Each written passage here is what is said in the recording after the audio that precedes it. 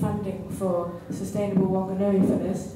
We're now working on getting 11th Hour by Leonardo DiCaprio and hoping that that will get a bit further too. So, the other thing that yes, you just have to keep talking to people and spreading it. Try and go to the local schools or something like that and talk to them, talk to the teachers and see what they're doing about it.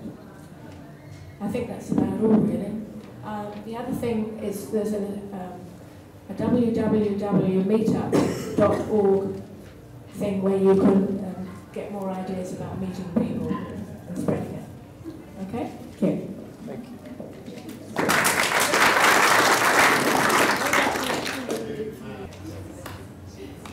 Greetings, I'm Melinda Hatherley.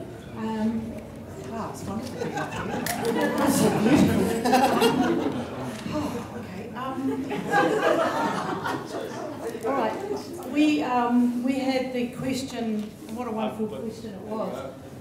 We elaborated a little. How do we get communities along the path to a joint vision? And as you said, and as Richard said, we're creating as we go along. So we went through the bushes and came back onto this path and that path. It was really a lovely process. Thank you. And there were 3 points, which is very handy. Understand what is, imagine what could be, and co-create what will be. So understand what is, which comes from the Tairua transition, which comes from many places. Okay. So in the understanding what is, one of the first points that came up was that there is already very good examples here with the Indigenous people.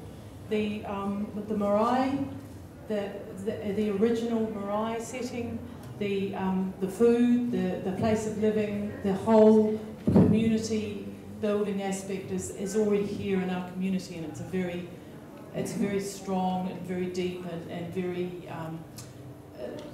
practically nurturing as well as emotionally nurturing model that we are still learning to integrate. Imagine what could be is that there have been groups of people. We actually listed what towns here in New Zealand that we knew about and internationally are already operating. So we had, or working along in this way, Tairua, Waiheke Island, Kaikoura, Whistler in California. Canada. Sorry, Canada. Just you forgive me. Let's go around the corner there. Cuba, Moereki in the South Island, Hawke's Bay, and Port Littleton, and understanding. In that way, we thought there was just some ideas here. If you're having fun, people will come. So that was really important. And yeah, which we've already said. And what creating the positive potential, creating the sense of adventure, and co-creating what could be. There's Puma Blitzes already happening with Dan over there in Melbourne, with groups of people, and Dan could always talk to you more about that, Dan Palmer down the back, where groups of people are getting together and working on each other's places and doing brilliant work. The group does the plan and does the work, and then they go to somebody else's place. That's brilliant. Seed saving, we talked about what is happening here in towns, seed saving workshops, community gardens, resource libraries, local currencies, supporting local trade, so the community garden farmers markets, community angels are happening in where people are being going about working. There's lots of volunteer work going on. Survey, we thought an idea would be to survey the whole community. What do you want?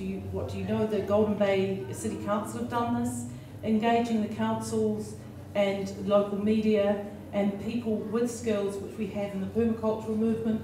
We're very strong, giving workshops and of course permacultural PDCs and that kind of work is really important too. So thank you. That's where we came to.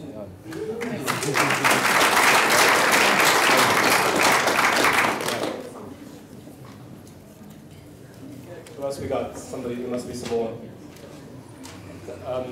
I once had, I was screening a film at the local cinema a while back, and I had such a poor attendance. I went home slightly depressed and stayed up all night researching. I think I Googled something like positive news or something, and came across a thing called Hope Dance. And Banner, right?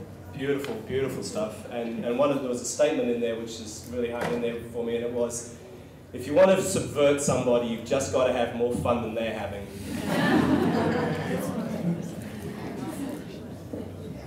All right, our little group had 2 questions. One was how to educate governing bodies, and the other was how to make developers see. We tended to focus sort of on local bodies, so councils. And in our group we had quite a diverse range of people, some of whom had spent sort of 20 years educating local councils and giving them presentations on sustainability and all the rest of it. Unfortunately, they felt to little effect. So we sort of felt that the developers, there is some work that's going on within the industry, and from that side, interested individuals can have an effect. We were told earlier by someone from the Building Biology Institute that the surveyors, who are the people who draw up subdivision plans, are just having their first sustainability themed national conference, so hopefully that will have some kind of impact. But a lot of it does come back down to local councils who set the rules for what you can do and what you have to do to get a resource consent. And a lot of what we felt is at the moment the community is either unaware, and it seems strange being at this event where everyone we talk to is very aware of all of these issues. But we have to remember there's a lot of people out there who are either unaware or don't really want to know.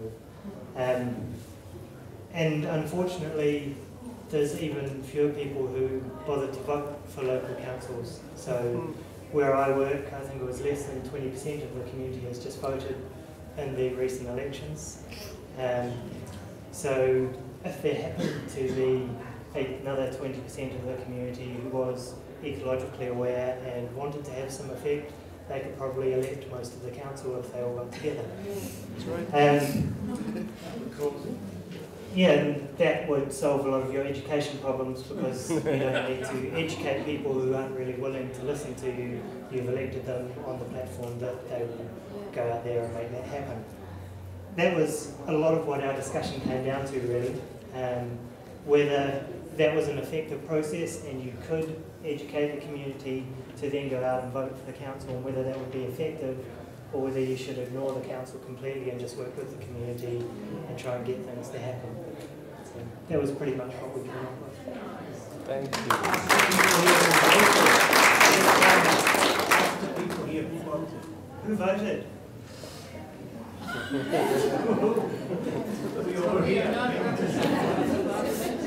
One thing I'm noticing is that all these people that are standing up, and there's all these public speakers in this room. You know, there's no excuse for not going back into your community and getting up there and educating each other. This is all it is. This is it. On terms of a recent experience of mine with educating a governing body, I called up our local chairman of the community board and said, Ray, look, I really need to come and show you this video. And I